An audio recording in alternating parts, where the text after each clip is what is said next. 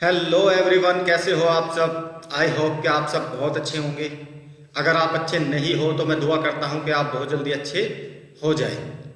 तो चलिए चलते हैं अपने चैप्टर 5 पे। चैप्टर 5 में आप जो सीखने वाले हो, स्टार्टअप गाइडलाइंस का ये चैप्टर 5 है। इसमें आप सीखोगे कि why is customer persona important. Customer persona क्यों इम्पोर्टेंट होता है, इसकी ज़रूरत क्यों पड़ती है और इससे क्या वैल्यू आपको मिलती है, क्या बेनिफिट्स आपको मिलते हैं। तो आज हम चैप्टर 5 में इसी के ऊपर बात करेंगे कि कस्टमर पर्सोना कैसे बनाया जाता है, उसमें कौन कौन से पॉइंट्स का ध्यान रखना होता है, और कस्टमर प्रोफाइल, जो यूज़र प्रोफाइल और पर्सोना में क्या डिफरेंट होता है। तो इन चीज़ों के बारे में आप सीखोगे यहाँ पे। तो चलिए शुरू करते हैं कस्टमर पर्सोना के इम्पोर्टेंस के। भाई कस्टमर पर्सोना इतना इम्पोर्टेंट क्यों होता है, उसका रीज़न क्या होता है कस्टमर पर्सोना का इम्पोर्टेंट होने का। तो कस्टमर पर्सोना की अगर मैं बात करूं तो कस्टमर पर्सोना एक डीपली से मतलब डीपली बहुत ज़्यादा इंफॉर्मेशन होती है आपके कस्टमर की। किसकी? आपके कस्टमर की या आपके बायर की बहुत डीपली इंफॉर्मेशन होती है कस्टमर पर्सोना के अंदर। और वो इतनी ज़्यादा डीपली होती है कि उसमें लगभग लगभग आप सभी चीज़ों की इंफॉर्मेशन अपने कस्टमर की रखते हो। लगभग सभी इंफॉर्मेशन उसमें होती है। वो बहुत ज़्यादा डेप्थ में जाके बनाया जाता है और आप बहुत सारी चीज़ों के बारे में उसमें कस्टमर के बारे में जानते हो। तो ये यहाँ पे पर्सोना जो आपको दिखाता है वो क्या दिखाता है। पर्सोना का मतलब है कि आप किसी व्यक्ति के, किसी बंदे के, किसी कस्टमर के संपूर्ण व्यक्तित्व को, यानी कि उसका पूरा व्यक्तित्व जो होता है उसको खंगाल रहे होते हो। मतलब डीपली गहराई तक समझ रहे होते हो, बहुत अच्छे से समझ रहे होते हो। आप अपने ग्राहक को इतनी अच्छी तरीके से समझते हैं कि आप उसकी ज़रूरतों को गहराई से समझते हैं। आप क्या है कि भाई सपोज मान लो आपका कोई कस्टमर है ना, उसकी इतनी डीप रिसर्च आपका करने का जो पर्पस होता है वो क्या होता है। इतनी डीप रिसर्च करने का या इतने डीप इंफॉर्मेशन लेने का जो पर्पस होता है वो क्या होता है, उसका रीज़न क्या होता है, क्यों इतनी डीप इंफॉर्मेशन हमें चाहिए होती है। वो इसीलिए होती है ताकि आप अपने कस्टमर को बारीकी से समझ पाओ। बारीकी से समझने के लिए ही ये कस्टमर पर्सोना बनाया जाता है। और सिंपल सी बात है भाई, जिस कस्टमर के बारे में आपको डीपली सब चीज़ें पता होगी, डीपली पता होगी, तो आपको डिसीजन लेने में जो है ना दिक्कतें नहीं आएगी। आप डिसीजन आराम से ले पाओगे कि आपको ये पता होगा कि मेरे इस कस्टमर को क्या पसंद है और क्या नहीं पसंद है। ठीक है, तो ये बेसिक इन्फॉर्मेशन थी कस्टमर पर्सोना के लिए जो मैंने आपको बताई। अब मैं थोड़ा सा और नीचे चलते हैं, डेप्थ में चलते हैं, इसमें क्या क्या होता है। अब हम आ जाते हैं persona ensure that everyone is clearly focus on the same गोल। जब आपके हाथ में कस्टमर पर्सोना होता है तो जो आपकी टीम होती है, जो आपके बंदे होते हैं, जो ऑलरेडी मार्केटिंग में हो या सेल्स में हो या कंपनी का कोई भी बंदा हो, उसको सेम गोल को टारगेट करने में हेल्प मिलती है। सेम गोल मतलब जैसे कोई कंपनी है, वो ब्यूटी केयर प्रोडक्ट बनाती है। अब उसके प्रोडक्ट से जो उसका यूज़र है, जो उसका कस्टमर है, उसको क्या क्या बेनिफिट्स हो रहे हैं, क्या फ़ायदे हो रहे हैं। तो वो जो टीम होती है आपकी, वो सेम गोल को, उसके मन में कोई कन्फ्यूज़न नहीं होता, किसी तरह का कोई दिक्कत नहीं होती, उसको परेशानी नहीं होती। वो आराम से अच्छे से सामने वाले को समझता है और उसको समझा सकता है। सामने वाला भी आपको तभी अच्छे से समझेगा जब ऑलरेडी आप उसको सही सही से समझोगे। यहाँ पे क्या होता है ना, दोनों की अंडरस्टैंडिंग बहुत अच्छी रहती है, क्योंकि आप भी डीपली जानते हो अपने कस्टमर को और कस्टमर भी आपको डीपली जानता है, क्योंकि वो ऑलरेडी आपका यूज़र है। वो क्या है, आपका यूज़र है। आपका प्रोडक्ट और आपकी सर्विस या आपका सोल्यूशन वो यूज़ करता है।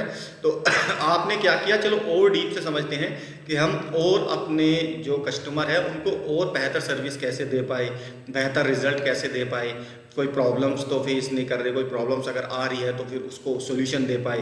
तो ये बिल्कुल फोकस्ड होता है, क्लियर होता है सेम जो गोल होता है कंपनी का और बायर का जो भी अंडरस्टैंडिंग होती है उस पर फोकस रहने के लिए ही इसको डिज़ाइन किया जाता है। Focusing on the same target unambiguously without any type of doubt in their mind. ये भी मैं आपको बता चुका हूँ कि किसी को भी किसी भी तरह का कोई डाउट नहीं होना चाहिए, ना ही यूज़र्स को, आपके कस्टमर को, और ना ही कंपनी की किसी टीम मेंबर्स को या बंदे को, कि भाई आपको अगर डीपली सब चीज़ें पता होगी तो सिंपल सी बात है आप अच्छा रिजल्ट दोगे। अगर आपको डीपली इन्फॉर्मेशन नहीं होगी किसी बायर की तो आप उसको रिजल्ट भी अच्छा नहीं दे पाओगे। अब हम चलते हैं difference between user profile and customer persona.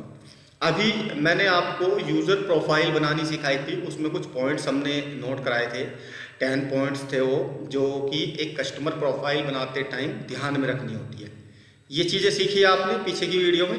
अब मैं आपको डिफरेंस बताने की कोशिश कर रहा हूँ कि भाई इन दोनों में डिफरेंस क्या होता है, इनमें अंतर क्या होता है। यूज़र प्रोफाइल ऑलरेडी आपके पास है तो कस्टमर पर्सोना की क्या ज़रूरत है, तो इसको ध्यान से समझना।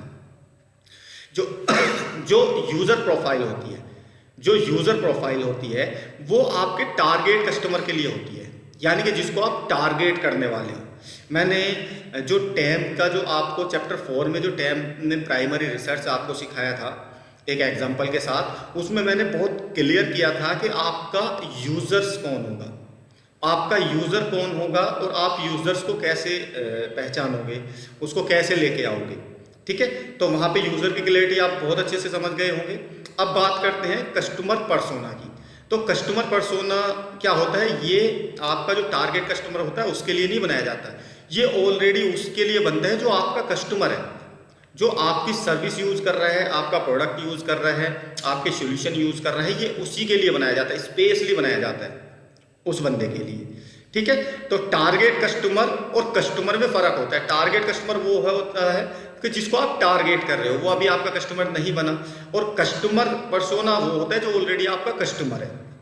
ठीक है, तो ये फ़र्क होता है। दूसरा होता है इसमें persona go deeper than this user profile. ये जो यूज़र प्रोफाइल बनानी मैंने बताई थी आपको, ये उससे भी ज़्यादा डीपली होता है, उससे भी ज़्यादा गहराई में जाके बनाया जाता है। जो यूज़र प्रोफाइल बनाई थी वो तो एक अगर मैं बात करूं तो वो तो एक प्रोफाइल हो गई टारगेट कस्टमर के लिए, लेकिन जो पर्सोना होता है ये उस प्रोफाइल की से भी ज़्यादा गहराई में जाके बनता है। अब चलते हैं persona content all the in depth information about any customer. इसके अंदर क्या होती है, पर्सोना के अंदर क्या होता है, इसके अंदर डेप्थ इंफॉर्मेशन होती है तुम्हारे कस्टमर की। डेप्थ मतलब बहुत बारीकी से, वो रहता कहाँ है, खाता क्या है, देखना क्या पसंद है, उसको घूमना कहाँ पसंद है ना, उसके आइडल्स क्या है, उसकी चॉइसेस क्या है, उसको डर किस चीज़ से लगता है। ऐसी बहुत सारी पॉइंट्स होती हैं, बहुत सारी चीज़ें होती है जो इसमें डाली जाती हैं। अब चलते हैं persona is an depth study of A target customer. अगर मैं बात करूं जो आपका टारगेट कस्टमर है, जो ऑलरेडी कस्टमर बन चुका है, ये उससे भी ज़्यादा डेप्थ में जाके होता है। ये मैं आपको क्लियर कर चुका हूँ। अब मैं 5 स्टेप दे रहा हूँ आपको, कुछ स्टेप से समझाता हूँ कि पर्सोना क्यों ज़रूरी होता है या कैसे बनाया जाता है। ठीक है, तो यहाँ पे देखना 5 step to define customer persona. ये स्टेप आपको बिल्कुल अच्छे से डिफाइन कर देंगे कि पर्सोना होता क्या है। ठीक है, और क्यों बनाया जाता है ये भी आपको क्लैरिटी मिल जाएगी।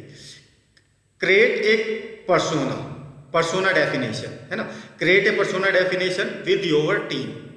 अब जब कस्टमर पर्सोना बना रहे होते हो तो इसमें सबसे पहले क्या करना होता है, आपको अपनी टीम को साथ रखना होता है। अपनी जो आपकी टीम होती है, सेल्स एंड मार्केटिंग की टीम होती है ना, जो मार्केट में ऑलरेडी रहते हैं, उनके साथ बैठ के डिस्कशन करना, पार्टनर्स के साथ बैठ के डिस्कशन करना, आपके जो डिसीजन अथॉरिटी हो, जो अच्छी खासी पोस्ट पे होते हैं बंदे, उनके साथ बैठ के डिस्कशन होता है, तब ये पर्सोना डेफिनेशन बनाई जाती है। पर्सोना डेफिनेशन बनने के बाद क्या करते हो आप, don't waste too much time. कि भाई जब आप कोई पर्सोना बना रहे हो, जब कोई आप कस्टमर पर्सोना या प्रोफाइल बना रहे हो, बहुत अच्छे से डीपली रिसर्च करके बना रहे हो, तो इसमें बहुत ज़्यादा टाइम वेस्ट करने की भी ज़रूरत नहीं होती। कई बार आपको ये लगता है कि यार मैं परफेक्ट पर्सोना कैसे बनाऊं, परफेक्ट डेफिनेशन कैसे बनाऊं पर्सोना के लिए, है ना। तो इसमें ज़्यादा चिंता करने की ज़रूरत नहीं। कोई भी जो पर्सोना होता है वो सही गलत नहीं होता, ठीक है। कोई भी जो पर्सोना होता है वो सही गलत नहीं होता, बट क्या है कि आपका प्रोडक्ट जो होता है, जो आपकी सर्विस होती है, उससे समझ में आता है, उसकी वैल्यू से पता लगता है कि कस्टमर पर्सोना, मेरा कस्टमर पसंद करता क्या है। जो आपके प्रोडक्ट ऑलरेडी मार्केट में चल रहे हैं, आपकी सर्विस चल रही है या आपके सॉल्यूशन जो भी चल रहे हैं मार्केट में, उन्हीं से ही आपको क्लियर होगा कि एक्चुअल में मेरा कस्टमर चाहता क्या है। जो सबसे अच्छा प्रोडक्ट चल रहा है, जो सबसे अच्छी सर्विस चल रही है आपकी, तो समझ लो कि आपके उसी प्रोडक्ट में और उसी सर्विस में दम है जो सबसे ज़्यादा चल रहा है और जो सबसे ज़्यादा लोगों को पसंद आ रहा है। तो ये आज के लिए इतना ही। बाकी का मैं आपको कल बताऊंगा कि इसमें ज़्यादा परेशान होने की ज़रूरत नहीं है। बाकी के चैप्टर में हम कल क्लियर करेंगे। तो आज के लिए इतना ही। Thank you very much. और अब हम चैप्टर 5 का जो पार्ट 2 वो कल लॉन्च करेंगे। कल शाम को वही 5 बजे आपको मिल जाएगा। तो आज के लिए बस इतना ही। Thank you very much.